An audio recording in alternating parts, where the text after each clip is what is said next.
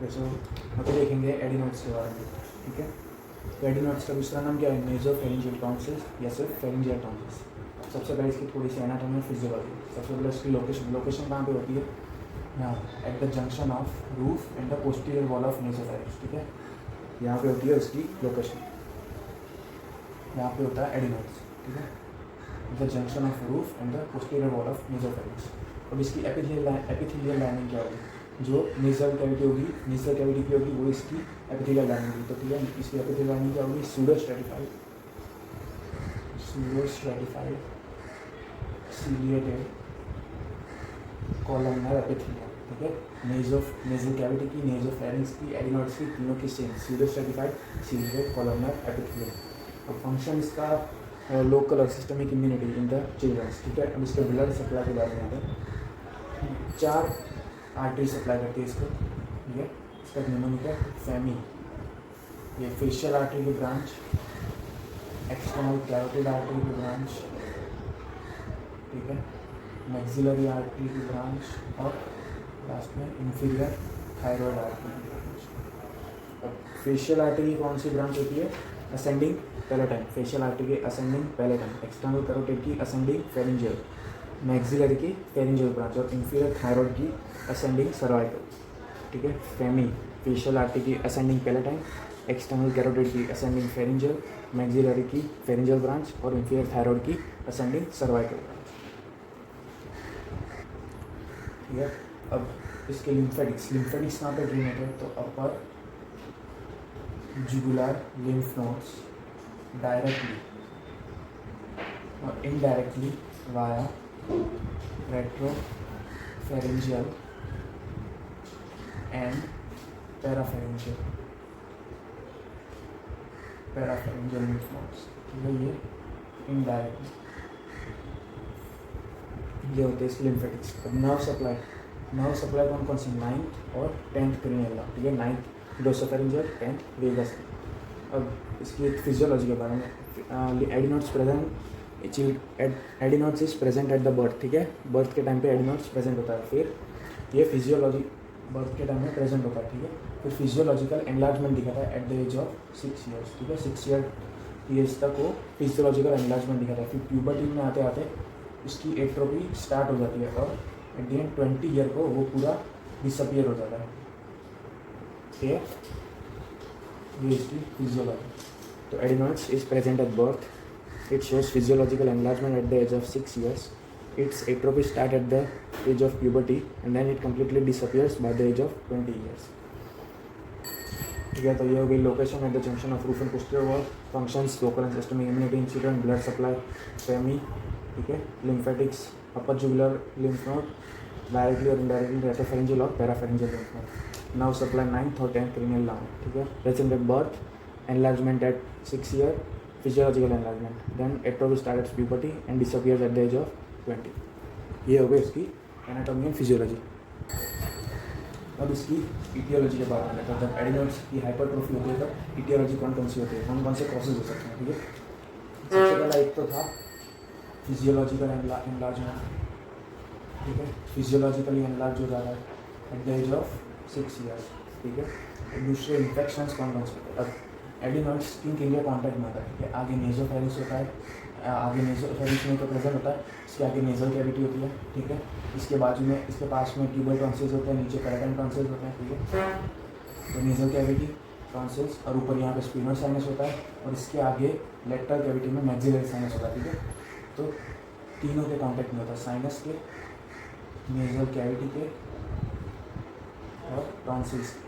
तो recurrent attack of sinus, infection of sinus मतलब sinusitis, ठीक है, नेजल कैविटी की राइनाइटिस या नेजल एलर्जी कोई होगी या फिर इन्फेक्शन ऑफ टॉन्सिलाइटिस, ठीक है। तो recurrent attack of sinusitis, rhinitis, tonsillitis या फिर नेजल एलर्जी, इन सब के कॉजेज होते हैं, ठीक है। इन सब की वजह से एडिनोइड की हाइपरट्रॉफी हो सकती है। ये हो गई पूरी इटियोलॉजी ऑफ एडिनोइड्स हाइपरट्रॉफी। अब एडिनोइड्स हाइपरट्रॉफी के क्लिनिकल फीचर्स के बारे में आते हैं। तो टोटल 3 टाइप के क्लिनिकल फीचर्स होंगे। सबसे पहले नेजल, दूसरा ओरल और जनरल सिम्टम्स, ठीक है। सबसे पहले नेजल के बारे में बात करते हैं। तो नेजल फीचर्स कौन कौन से होंगे, सबसे पहले एडिनॉइड्स की हाइपरट्रॉफी होगी तो ठीक है नेसोफेरिंक्स का जो पार्ट है वो ऑब्स्ट्रक्ट होता है, ठीक है, नेजल ऑब्स्ट्रक्शन।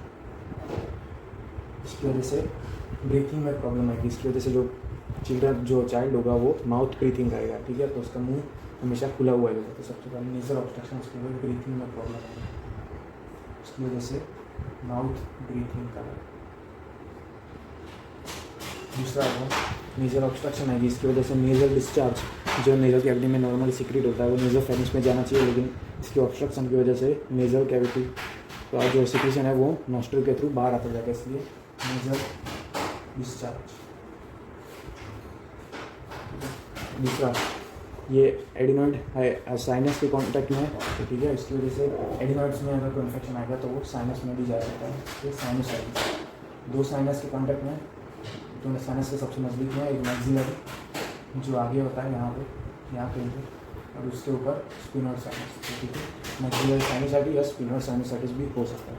और दूसरा कॉज है ओरल कॉज। ओरल कॉज में कौन कौन से हो सकते हैं? अब ये यूस्टेचियन ट्यूब को ब्लॉक करके, ठीक है, यहाँ पे लेटरल वॉल में यूस्टेचियन ट्यूब होती है, इसकी हाइपरट्रॉफी होगी तो वो दोनों यूस्टेचियन ट्यूब को ब्लॉक करेगा, bilateral Eustachian tube obstruction.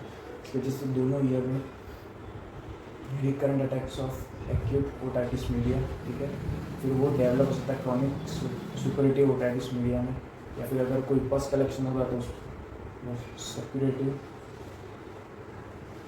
Otitis media भी हो सकता है, ठीक है।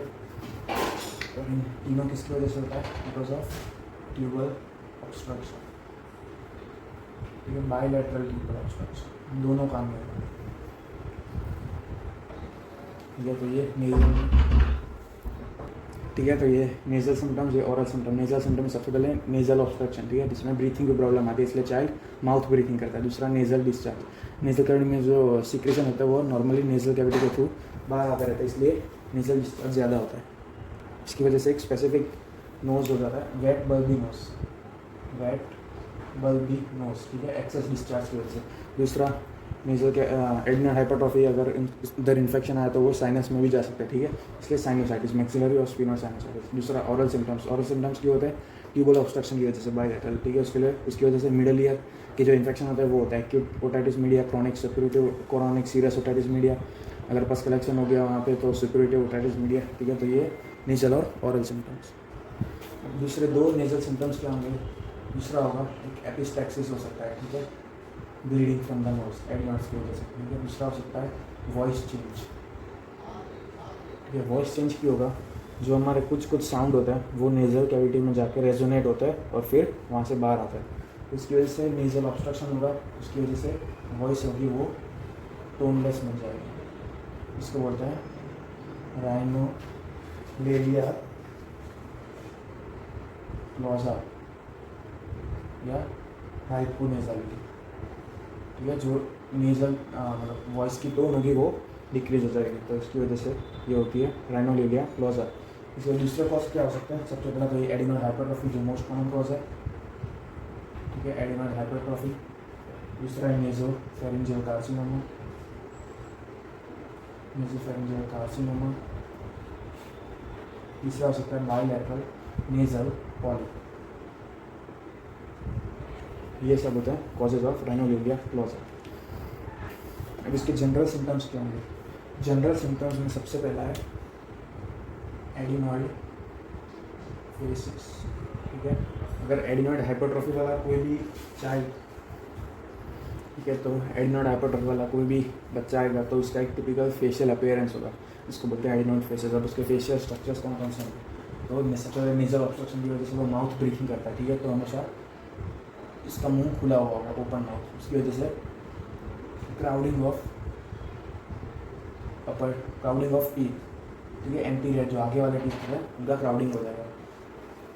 दूसरा क्या होगा? उसका वो नाक से तो सांस ले नहीं रहा, इसलिए वहाँ पे जो नेजल स्किन होगी या जो नॉस्ट्रिल होगी उसकी डिसयूज एट्रोफी हो जाएगी। दूसरा general feature loss of nasolabial fold, ठीक है, नेज़ोलेबियल फोल्ड, ये नोज है, ये लिप्स है, स्माइल करता है यहाँ पे एक फोल्ड जैसा होता है वो लॉस्ट हो जाएगा, ठीक है, नेज़ोलेबियल फोल्ड।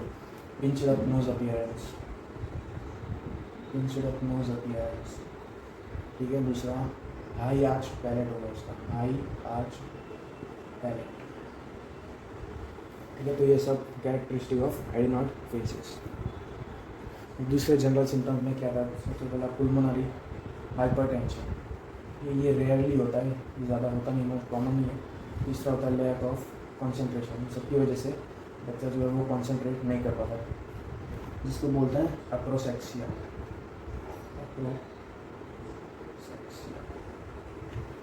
ये हो गए इसके क्लिनिकल फीचर्स। अभी डायग्नोसिस कैसा होगा, कैसे होता है इसका एडिनॉइड हाइपरट्रॉफी? सबसे पहला मिरर, ठीक है, मिरर या नेजो फेरिंगो, ठीक है, मुंह से यहाँ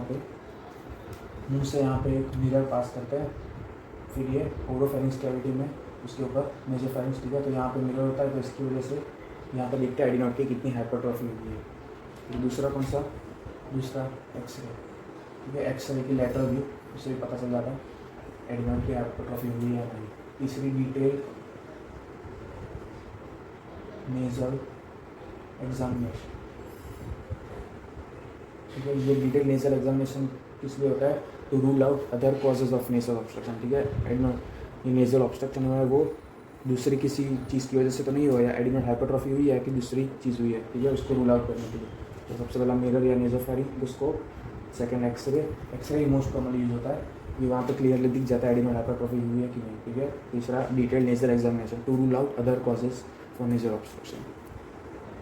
अब एडिनॉइड हाइपरट्रॉफी होती है तो उसकी वजह से नेजोफेरिंक्स का ऑब्स्ट्रक्शन होता है, ठीक है, तो उसके ग्रेड्स दे दिए गए हैं। ग्रेड 1 में 1/3 ऑब्स्ट्रक्शन होता है, ठीक है, 1/3 ऑब्स्ट्रक्शन ऑफ नेजोफेरिंक्स। ग्रेड 2 में 1/3 और 2/3 के बीच में।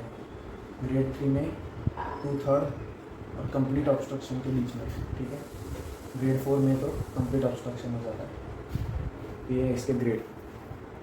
और treatment of the adenoid hypertrophy usually medical management होता है और सर्जिकल तो तब करते हैं जब क्रोनिक केस होता है, क्रोनिक एडिनॉइड हाइपरट्रॉफी होती है तब सर्जिकल प्रेफर करते हैं।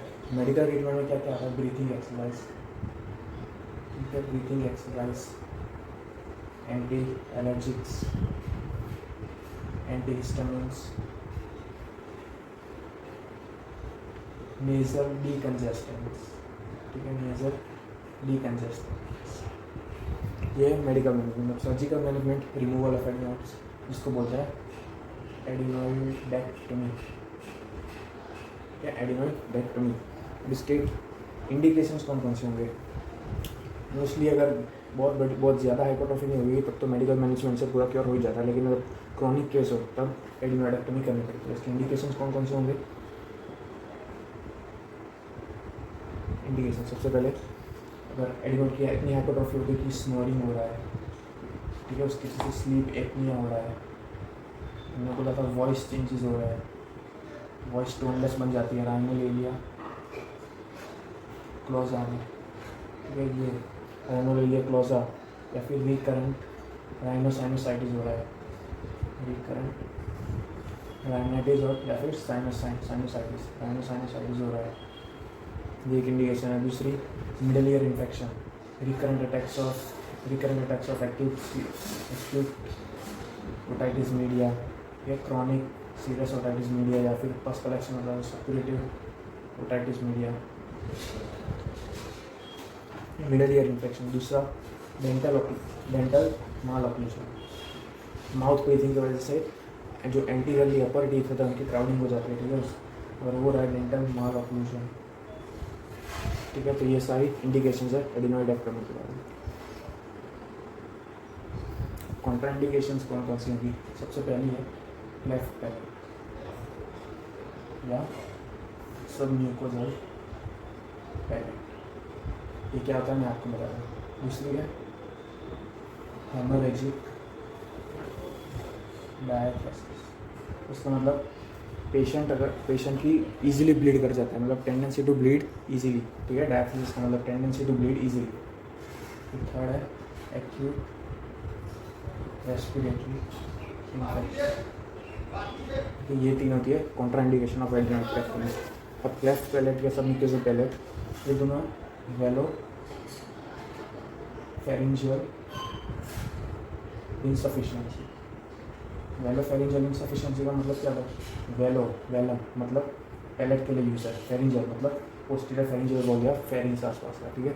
अब हम जब खाना खाते हैं तो ठीक है, तो वेलोफेरिंजियल इंसफिशिएंसी। अब हम जब खाना खाते हैं तब ये हमारा पैलेट का नॉर्मल साइज़ होता है, ठीक है। जब खाना खाता है तब पैलेट फेरिंग्स के साथ कम्युनिकेट करता है और नेजोफेरिंग्स और ओरोफेरिंग्स का जो कम्युनिकेशन होता है उसको ब्लॉक कर देता है, इसलिए फूड नेजोफेरिंग्स में नहीं जा पाता। लेकिन अगर क्लेफ्ट पैलेट या सबम्यूकोसल पैलेट का पेशेंट हुआ या चिल्ड्रन होगा तो उसमें पैलेट की साइज़ छोटी होती है, ठीक है, इसलिए फूड नेजोफेरिंग्स में इजीली जा सकता है। अब जब एडिनोड की हाइपरट्रॉफी होती है, ठीक है, एडिनोड का साइज़ इतना बड़ा होता है तो उसकी वजह से ये as a part of the palate act करता है, ठीक है। इसकी वजह से नेजोफेरिंग्स में फूड नहीं जा पाता। अगर एडिनोडेक्टोमी के थ्रू हम इसको रिमूव कर देंगे तो फिर से ये साइज़ छोटी हो जाएगी और रिगर्जिटेशन ऑफ फूड हो सकता है नेजोफेरिंग्स में। इसकी वजह से कॉन्ट्राइंडिकेशन ऑफ एडिनोडेक्टोमी है ये वेलोफेरिंजियल इंसफिशिएंसी, जिसमें क्लेफ्ट पैलेट या सबम्यूकोसल पैलेट दोनों आते हैं। दूसरी है हेमोरेजिक डायथेसिस, जो टेंडेंसी टू ब्लीड इजीली, ठीक है, ब्लीडिंग बहुत जल्दी हो जाती है ड्यूरिंग एनी सर्जरी, इसके लिए उनमें बहुत मुश्किल होती है, इसलिए कॉन्ट्राइंडिकेटेड है। तीसरा है एक्यूट रेस्पिरेटरी इन्फेक्शन। अब कॉम्प्लिकेशंस कौन कौन सी हो सकती है एडिनोडेक्टोमी सर्जरी में? ठीक है, तो सबसे पहले जो मोस्ट कॉमन सारी सर्जरी की कॉमन कॉम्प्लिकेशन है वो है हेमरेज, ठीक है, हेमरेज। दूसरी हो सकती है एडिनोइड के पास में ही होता है ट्यूबल टॉन्सिल्स, मतलब ट्यूबल टॉन्सिल्स भी प्रेजेंट होता है और यूस्टेचियन ट्यूब की ओपनिंग भी प्रेजेंट होती है, ठीक है। तो इंजरी टू यूस्टेचियन ट्यूब। तीसरा है इंजरी टू, ठीक है, फेरिंजियल मसल्स और नियर बाय स्ट्रक्चर्स, या पीछे फेरिंग्स के वर्टिब्रास होता है, प्री वर्टिब्रल मसल्स होता है, ठीक है, नियर बाय स्ट्रक्चर्स। जो फोर्थ है वो है ग्रीजल्स सिंड्रोम। ग्रीजल्स सिंड्रोम ये क्या होता है वो मैं आपको बाद में बताऊँ। ग्रीजल्स सिंड्रोम। फिफ्थ है वो वेलोफेरिंजियल इंसफिशिएंसी।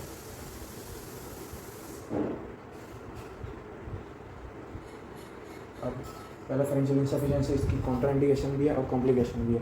अगर पहले से ही वेलोफेरिंजियल एफिशिएंसी होगी और हमने एडिनोइडेक्टोमी कर दी तो फिर से वेलोफेरिंजियल इंसफिशिएंसी हो जाएगी। जब क्लेफ्ट पैलेट वाले बच्चे को अगर एडिनोइड हाइपरट्रॉफी होती है तो उसको इतनी प्रॉब्लम नहीं आती, क्योंकि फूड नेजोफेरिंग्स में नहीं जा पाता, क्योंकि वो एडिनोइड की हाइपरट्रॉफी हुई होती है, उसी ने ब्लॉक कर दिया होता है, ठीक है। अब अगर हम इसको रिमूव कर देंगे एडिनोइडेक्टोमी के थ्रू तो फिर से वेलोफेरिंजियल इंसफिशिएंसी हो जाएगी, ठीक है।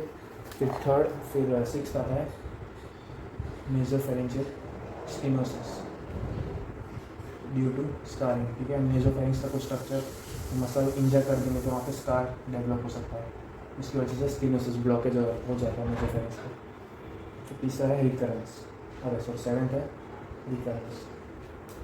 अगर एडिनोइडेक्टोमी सर्जरी कर रहे हो और एडिनोइड का थोड़ा सा पार्ट वहाँ पे बच जाता है तो उसकी वजह से फिर से रिकरेंस ऑफ एडिनोइड हाइपरट्रॉफी हो सकता है, ठीक है। तो ये है इसकी कॉम्प्लिकेशन। अब ग्रीजल सिंड्रोम क्या होता है वो मैं आपको अभी बताता हूँ। ग्रीजल सिंड्रोम ड्यूरिंग एडिनोइडेक्टोमी की सर्जरी के थ्रू जब हम सर्जरी कर रहे होते हैं तब inflammatory subluxation of atlanto occipital joint हो जाता है, ठीक है।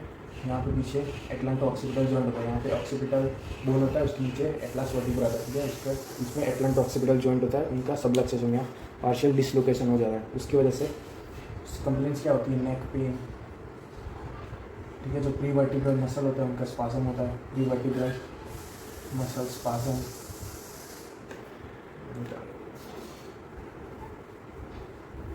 ठीक है, प्री वर्टिब्रल मसल स्पाजम। और एक मोस्ट कॉमन सिम्टम है टॉर्टिकोलिस, ठीक है। टॉर्टी का मतलब है ट्विस्ट, कॉलिस का मतलब है कॉलर और नेक।